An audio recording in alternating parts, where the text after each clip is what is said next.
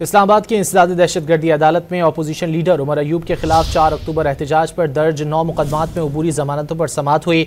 तफ्तीशी हुक्काम की जानिब से मुकदमे का रिकॉर्ड अदालत में पेश न किए जाने पर अदालत ने इजहार बरहमी किया।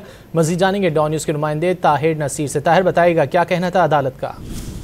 जी देखिए, बिल्कुल उमर अयूब की 4 अक्टूबर एहतजाज पर दर्ज 9 मुकदमात में अबूरी जमानतों में अब जो ताज़ा तरीन अपडेट आई है, अदालत ने तमाम मुकदमात में जो उमर अयूब है उनकी दरख्वास्त जमानतें जो है वो मंजूर कर दी है। 5-5 हजार रुपये मुचलकों के ऊपर अदालत ने जमानतें मंजूर की है।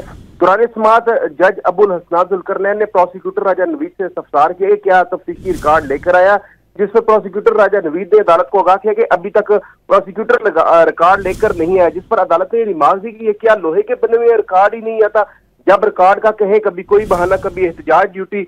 अदालत ने पहले 20 मिनट का वक्त दिया था कि 20 मिनट तक अगर रिकॉर्ड नहीं आता तो मैं दरखास्त जमानतों पर फैसला सुना दूंगा। और कुछ ही देर के बाद अदालत ने उमर अयूब की 9 मुकदमात में 5-5 हजार रुपये मुचलकों के ऊपर जमानतों का फैसला सुना दिया और जमानतें मंजूर कर ली है।